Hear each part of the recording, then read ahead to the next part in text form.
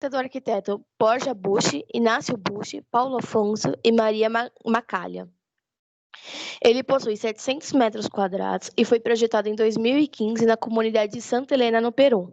O conceito do projeto ele foi pensado primeiramente no seu solo, porque onde a terra era mais compacta, foi feita a construção em si da escola, né, do edifício, e onde o solo era menos resistente, foi feita a área livre e da quadra de esportes. A sua estrutura, ela se dá toda por concreto armado e de tijolos de argila artesanal para as paredes, e também foi utilizado madeira na estrutura da cobertura. Na parte da fachada da edificação, a gente pode ver essas persianas de madeira com que fazem que entre bastante iluminação natural e também ocorra uma ótima ventilação e uma proteção do corredor de acesso e das salas contra a chuva, né? Aqui nessa imagem a gente pode perceber melhor. Aqui mais uma imagem dessas persianas e do pátio principal. Aqui podemos observar a posição do edifício em relação ao lote. A parte das salas ficou na parte mais sólida do lote, né, onde foi declarado pelos estudos, onde está localizado 3 salas de aula, um espaço em conjunto e os sanitários. Do lado direito do projeto está localizado a infraestrutura e um pátio grande, que dá orientação para todos os espaços. Aqui está o segundo nível do projeto, onde o aproveitamento de solo possibilitou a criação dessas 2 novas salas. A conexão é realizada por intermédio de uma escada só e tem um corredor de circulação principal. Podemos analisar aqui a questão da estrutura do telhado, que é feita em madeira, e toda a justaposição das salas, onde tem o acréscimo de 2 salas em relação ao volume do edifício, além dos brises de madeira na parte inferior. Aqui tem a exemplificação em relação a como foi orientado o edifício, né? Como ele foi dobrado e a trajetória aparente do corpo do edifício. Aqui mostramos um pouco da orientação do sol em relação às aberturas realizadas na própria elevação. Ou seja, as paredes que foram construídas em tijolos têm vãos, como se fossem calbogós, para passagem de ar e aproveitamento da luz solar. Aqui a gente pode verificar que o prédio, a edificação foi criada no centro do terreno, com as árvores laterais, que criaram uma proteção verde contra os carros e buzinas e toda a parte de trânsito que transfere para a escola. E aí, tendo assim também o pátio com uma vista para a natureza e também com ar mais puro. Podemos perceber também que ele tem um sistema de cisterna, onde ele capta toda a água da chuva, e embaixo do terreno ele tem esse tanque séptico que filtra toda a água e ele joga essa água para os banheiros e para todo o uso desse edifício. Aqui ele mostra como ele foi adequado à topografia. Ele era um retângulo e aí ele foi direcionado conforme o terreno, como eles falaram, onde era mais consistente o solo. E aí ele foi dobrado com a topografia e o desnível, onde era melhor a trajetória do sol, a trajetória do vento, e assim com o pé direito duplo também facilitando e também melhorando a qualidade do ambiente interno, onde possibilitou novas 2 salas que faz esse telhado mais triangular. Motor de identidade rural. O autor da obra é o Felipe Grallert. O ano da construção é de 2010. A sua localização está em Atilhui, Los Lagos, no Chile. A área do terreno é de 7.000 metros quadrados e a área construída é de 6.500 metros. O projeto foi implantado após o encerramento das atividades da ferrovia e da estação de trem que haviam no bairro e que também eram considerados um ponto turístico, o qual ele gerava economia, né? Porém, com a desativação da estação e da ferrovia, né, houve um abandono da cidade, né, ficando deserta. E aí foi onde surgiu a proposta da escola agrícola para gerar economia, né, emprego e ensinar o ofício aos jovens. Bom, dentre as problemáticas desse projeto, está a ausência de escolas na cidade, porque a que tinha foi incendiada, o que gera uma falta de oportunidade de emprego para os jovens, porque como falta educação para eles, eles não conseguem arrumar um emprego melhor. E sem essas escolas, há uma falta de valorização da terra e da cultura daquele local. Acaba que não gera tanta economia para a cidade. No projeto em si, o problema se dá pela circulação, que se dá somente por escadas, e ele se localiza numa área muito afastada do centro da cidade. O conceito do projeto é fazer uma escola estilo fazenda, tanto que a sua volumetria indica isso, e uma ligação com os negócios da terra, do centro urbano com o meio cultural. Além de criar uma valorização da história da cidade, com esse intuito de uma escola, criar economia e aumentar a consciência rural do bairro com a alfabetização, porque até o momento ele tinha uma menor taxa de alfabetização e isso institui uma alta taxa de alfabetização. Bom, a gente agora eu vou explicar um pouco da planta. A área azul é a área de convivência, a parte rosa são os banheiros, a parte roxa são as escadas. E onde tem essas setas indicativas são todos os acessos que tem para essa escola. Aqui na parte direita a gente consegue ver também a área de plantação. Esse projeto ele foi dividido em 3 edifícios. Esse da parte esquerda, que é o menorzinho, ele é a parte administrativa. O central é a parte educacional e essa do lado direito é a parte do internato. No meio também foi localizado uma quadra poliesportiva e aqui a gente consegue verificar melhor essa questão de divisões. Essas partes verdes são da parte administrativa, as roxas das escadas, a parte azul é um centro de convivência que tem nesse prédio do meio, as áreas rosas são os banheiros, o laranja são as áreas de laboratórios e essa parte em amarela é uma sala de aula. Aqui a mesma coisa, os roxos são as escadas, amarelos salas de aula. Nesse prédio do meio a gente consegue verificar no final dele tem 2 porões e também tem uma biblioteca central. Todos os 3 edifícios eles têm centros onde tem essa parte de evacuação de ar e também ele introduz melhor a iluminação solar.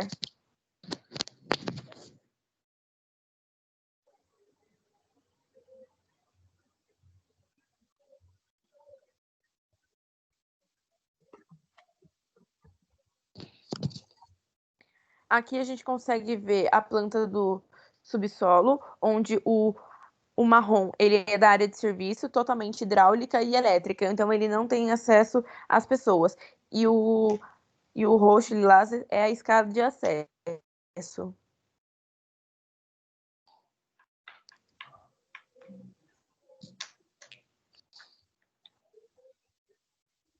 Aqui está representado apenas alguns cortes esquemáticos da planta, onde a gente vê o aproveitamento do pé direito duplo e o formato do edifício. Novamente, outra esquematização, né, onde pode exibir um pouco do brise que foi realizado na própria edificação e o conceito. Aqui a gente faz um pouco do conceito da transposição do vento e da iluminação solar. E aqui faz a disposição dos blocos, onde tem um bloco menor, que na sua frente constitui a parte de agropecuária, que é a região agrícola, e nas outras partes a questão em relação à quadra centralizada, um pouco da circulação e acessibilidade do espaço. Aqui a gente tem uma questão volumétrica da setorização, onde dispõe cada setor e cada bloco no seu distinto local, realizando todo o conjunto do edifício educacional. Com a implantação da escola, houve um impacto social que fez mudar a forma de estudo da região. Além dela promover uma restauração de um espaço que foi abandonado, né, devido à desativação das atividades primárias. Por se tratar de uma região quente e seca, as medidas de ventilação e iluminação foram muito bem pensadas para o clima. Colégio Positivo Internacional. O autor da obra é Manuel Coelho, Arquitetura e Design. O ano dela é de 2013, sua localização está na Rua Professor blá, blá, blá, Parigô de Souza, 5.300, na cidade industrial de Curitiba. Fica no Paraná, no Brasil. A área do terreno é de 428 mil metros quadrados e a sua área construída é de 4.933 metros quadrados. A construção do colégio ela teve início em 2012 e foi implantado dentro do campus da Universidade Positivo. Mais à frente a gente consegue acompanhar a planta, onde está apenas setorizada a região do colégio. Em 2003 a escola foi inaugurada com uma proposta de ensino bilíngue, português e inglês, e essa formação multicultural dos alunos de ensino fundamental e médio, tanto que teve alunos que foram estudar fora do país depois do colégio. O projeto tem como conceito principal inspirar e conscientizar os seus alunos sobre a questão ambiental. E pensando nisso, foram adotadas diversas estratégias sustentáveis, né, como o aproveitamento de platôs existente para a implantação do edifício, minimizando o impacto e a movimentação de terra no local, assim como também a gestão de resíduos da obra, né, que teve um descarte muito correto. As salas são voltadas para o norte, né, para que haja uma correta orientação solar e ventilação cruzada, tendo o aproveitamento de luz natural e consumo sustentável de água, né, o reaproveitamento delas através de cisternas, né, captando as águas fluviais e a eficiência energética, assim como também o paisagismo dela, que é feito com espécies nativas.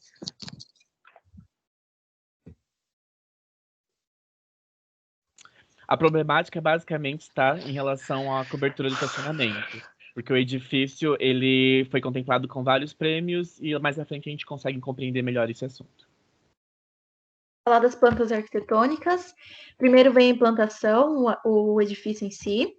Aqui no pavimento terra a gente pode ver o que está em amarelo são salas de aula. As escadas estão em roxo, né? As suas rampas também. E as setas são os acessos. Todas as salas de aula, elas possuem um pátio descoberto. E aqui na parte de número 19 e número 17, são espaços lúdicos, né? E de interatividade. Bom, aqui no primeiro pavimento a gente também tem as salas de aula, de roxo também as suas escadas e rampas, e também o espaço da biblioteca aqui no número 2. No segundo pavimento, em amarelo, de número 2, são salas multiuso, e de número 1 são salas de aulas normais. Aqui de rosa se dão os sanitários, e novamente as escadas e rampas. Na planta de cobertura, a gente pode ver que ela se dá por 3 águas, e o que está em destaque é a sua abertura zenital. No corte, a gente pode ver o aproveitamento dos platôs, né, para melhor aproveitamento do terreno também. No corte 2, a gente pode ver a sua circulação, que se dá por rampa. Aqui na elevação, a gente pode ver que é uma fachada assimétrica, não tem um eixo principal, mas tem um equilíbrio no seu volume. E aqui a fluidez da parede, né, que deixa a luz bem fluida. O último estudo a ser apresentado é a Escola Selma Maria Martins Cunha. O autor da obra é o Escritório São Paulo. O projeto foi realizado entre os anos de 2006 e 2008. Se localiza em Votorantim, São Paulo. A área do terreno é de 5.385 metros quadrados e a sua área construída é de 3.525 metros quadrados. Bom, em 2008, a escola foi dado o nome de Selma Maria Martins Cunha devido a uma homenagem a uma antiga professora que era muito querida pela sua competência e desempenho. Ela queria que todos do bairro pudessem ter uma infraestrutura adequada para esse desempenho escolar. Por isso, em 2008, ela foi denominada como homenageada também, né? E dando o nome da escola de Selma Maria Cunha Martins. O conceito do prédio era a adaptação dos 2 blocos. Então, entre eles tem uma conexão, que é o vínculo pelas rampas, que é um dos acessos principais, e ele tem uma contemplação. Em cada ponto tem uma contemplação entre a vista do vale e a vista do bairro. Explicando o projeto, né, ele foi implantado no eixo perpendicular à rua, dando o sentido da paisagem que está organizado em 2 blocos articulados, né, onde eles são vinculados através de rampas. Seu sistema construtivo é o concreto e o aço para vencer grandes vãos, né? O pavimento térreo está localizada a parte de convivência, onde tem pátio e quadra, né? Os seus sanitários têm a escada e a rampa que dá acesso ao pavimento superior. No segundo pavimento, nós temos as salas de aula, os laboratórios, né, as escadas e as rampas, que são o meio de acesso. A sua fachada ela é contemplada com brisas de madeira para que haja maior conforto ambiental.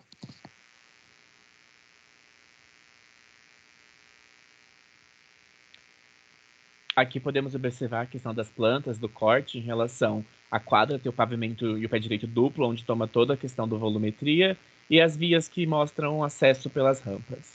Na análise crítica, como já foi dito anteriormente, ela é uma escola muito aberta, o que causa um déficit na sua segurança, porque ela fica muito suscetível a diversos riscos. Porém, um ponto positivo nela é sua circulação principal, que se dá por rampas, ela também tem a circulação vertical por escadas, mas sendo a principal por rampas, ela cria uma integração, né, uma amplitude para as pessoas com mobilidade reduzida, que elas podem circular tranquilamente no edifício.